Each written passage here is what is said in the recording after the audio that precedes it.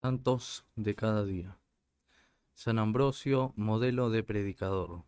7 de diciembre del año 2023. Día jueves.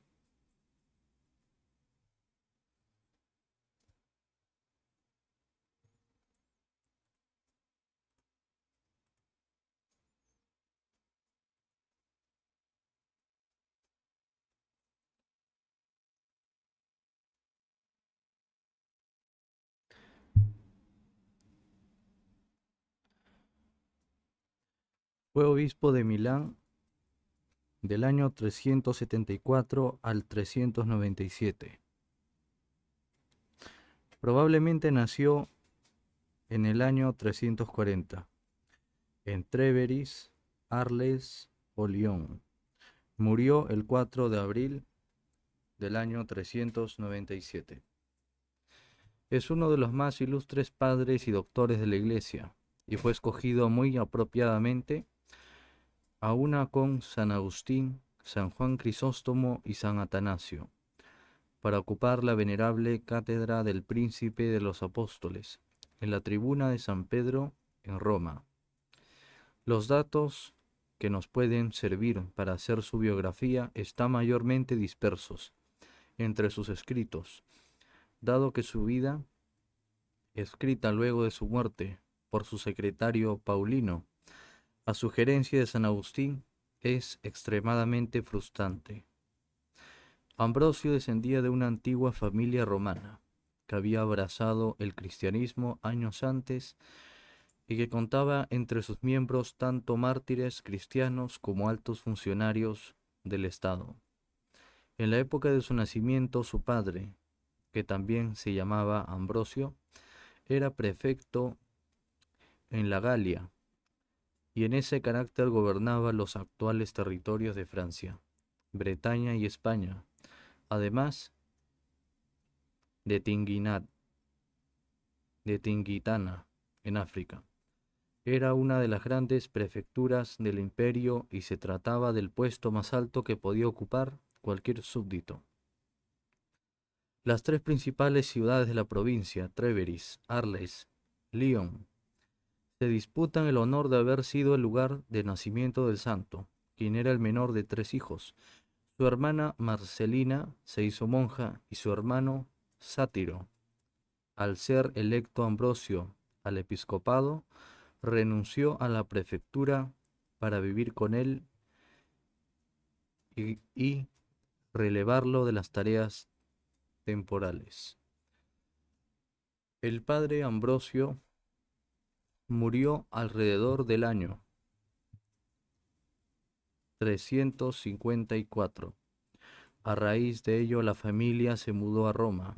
La santa y virtuosa viuda fue grandemente ayudada en la educación religiosa de los hijos por su hija Marcelina, quien tenía 10 años más que Ambrosio. Para ese entonces Marcelina ya había recibido el velo de las vírgenes de manos de Liberio, el pontífice romano, y vivía en casa de su madre, en compañía de otras vírgenes. Fue de ella que el santo aprendió a mostrar ese amor por la virginidad que luego se convirtió en su característica. Su progreso en conocimientos seculares iba a la par de su crecimiento en la piedad. Fue una bendición especial para Ambrosio mismo y para la Iglesia el que él hubiese adquirido tan gran dominio del idioma y literatura griegos, cuya carencia es tan dolorosamente patente en San Agustín y en la generación posterior, en San León Magno.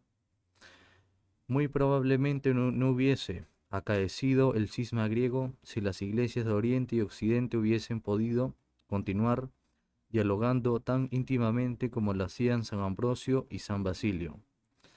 Una vez terminada su educación liberal, el santo dedicó su atención al estudio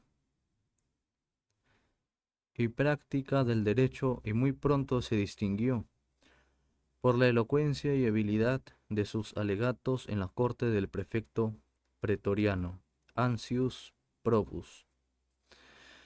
Fue por ello que este último lo incorporó a su consejo y más tarde obtuvo para él del emperador Valentiniano el puesto de gobernador consular de Liguria y Emilia, con residencia en Milán. Ve, le dijo el prefecto, profetizando involuntariamente, y condúcete no como juez, sino como obispo. No hay forma de saber cuánto tiempo gobernó esa provincia. Lo único que sabemos es que su honesta y humanitaria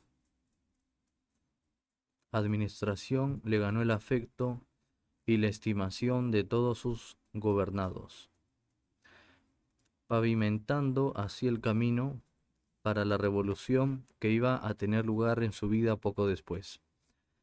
Esto fue algo por demás notable, si tomamos en cuenta que en esta época Milán estaba en medio de un caos religioso, causado por las continuas maquinaciones de la facción arriana.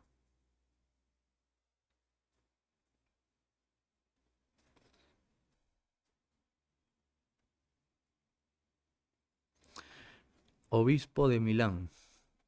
Desde que el heroico obispo Dionisio, en el año 355, había sido arrastrado en cadenas al exilio en el lejano oriente, la antiquísima sede de San Bernabé había estado ocupada por el intruso Capadocio Auxencio, un arriano lleno de odio hacia la fe católica. Este tal no solo no conocía la lengua latina, sino que era un perseguidor astuto y violento de sus súbditos ortodoxos. Para alivio de los católicos, la muerte le sobrevino al tiranuelo en 347, el año, y con ello terminó una servidumbre que había durado casi 20 años. Los obispos de la región, temiendo que una elección popular diera pie a tumultos populares, solicitaron al emperador Valentiniano que designara al sucesor por medio de un edicto imperial. El emperador, sin embargo, ordenó que se llevara la elección según se acostumbraba. Le correspondió entonces a Ambrosio la tarea de mantener el orden ciudadano en tan peligrosa coyuntura. Se dirigió a la basílica en la que se encontraban reunidos el desunido clero y el pueblo. Ya ahí inició un discurso que buscaba motivar a la moderación y la paz, pero fue interrumpido por una voz, la de un niño, según Paulino, que clamaba Ambrosio obispo. La multitud inmediatamente comenzó a repetir el grito aquel, y para sorpresa y angustia de Ambrosio, él resultó electo por unanimidad. Aparte de la intervención sobrenatural, él era el único candidato viable, conocido por los católicos como firme creyente en el credo de Nicea, aceptable para los arrianos y reconocido por todos como alguien que se había mantenido alejado de las controversias teológicas.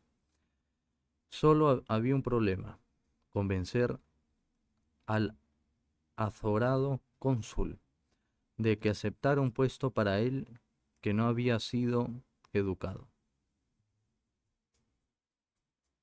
Y además, aunque nos parezca extraño, como muchos otros creyentes de esa época, quizás guiados por una reverencia equivocada hacia la santidad del bautismo, Ambrosio aún era catecúmeno, y consecuentemente las sabias providencias de la ley canónica lo hacían inelegible para el episcopado. Los únicos que han dudado acerca de la sinceridad del terror que sintió él ante las responsabilidades de ese oficio sagrado son aquellos que quieren juzgar a un gran hombre según los criterios de su propia insignificancia. Si Ambrosio hubiese sido una persona como la que dichas personas quieren hacernos ver. Mundano, ambicioso, intrigante. Le hubiera bastado apoyarse en su reconocida capacidad y en su noble sangre para proseguir esa carrera consular que tan brillante futuro le deparaba. Es muy difícil aceptar que recurrió a la estratagema de fingir terror, como dicen algunos biógrafos, como dicen algunos biógrafos, para minar su propia popularidad entre el pueblo, más valentiniano, orgulloso de que la favorable opinión que él tenía de Ambrosio hubiera sido aceptada tan entusiastamente por el pueblo y por el clero, confirmó la elección y estipuló severas penas para quienes quisieran ayudarlo a evadirse. Finalmente el santo aceptó, recibió el bautismo de manos de un obispo católico y 8 días después, el 7 de diciembre del año 374, día en el que Oriente y Occidente celebran su memoria, habiendo pasado por las etapas preliminares, fue consagrado obispo. Tenía 35 años de edad. 35 años de edad. Pero estaba destinado a edificar la iglesia durante el espacio comparativamente prolongado de 23 años. Desde el principio dio testimonio de ser lo que siempre ha sido, a los ojos del mundo cristiano, el modelo perfecto del obispo cristiano. Hay algo de verdad en el eulogio de Teodosio, según le informa Teodoreto, entre paréntesis v,18. No conozco otro obispo que más merezca tal nombre, sino Ambrosio. En él la magnanimidad del patricio romano se temperó con la mansedumbre y la caridad del santo cristiano. Su primer acto como obispo, y que luego imitaron muchos santos sucesores, fue el de deshacerse de todas sus posesiones terrenas. Dio a los pobres su propiedad personal. Cedió a la iglesia las tierras que poseía, dejando aparte una provisión para mantener a su amada hermana. La generosidad de su hermano Sátiro le quitó el peso de la administración de las cosas temporales y le permitió dedicarse totalmente a las espirituales.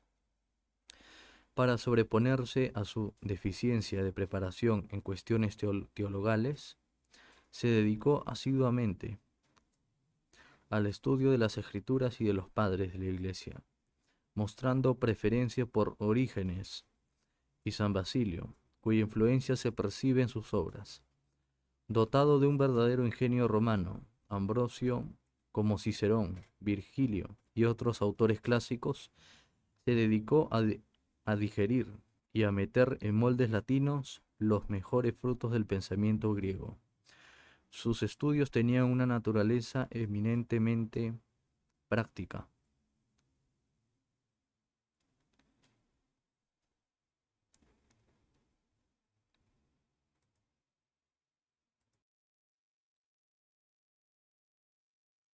Aprendió, además, que podía enseñar.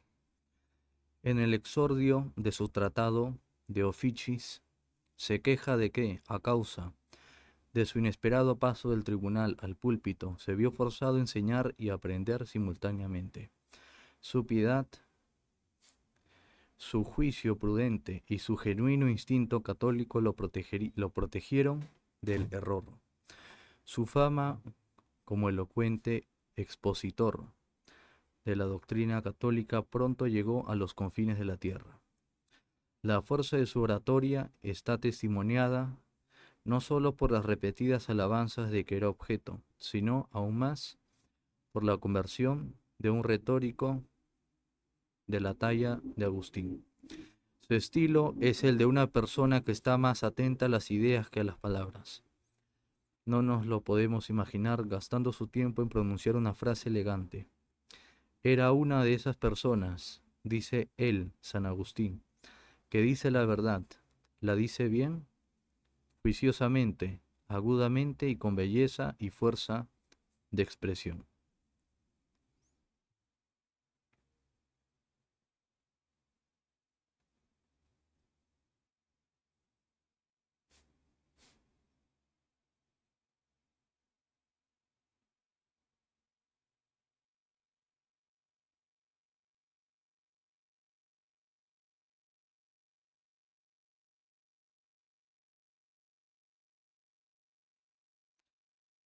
San Ambrosio de Milán ruega por nosotros.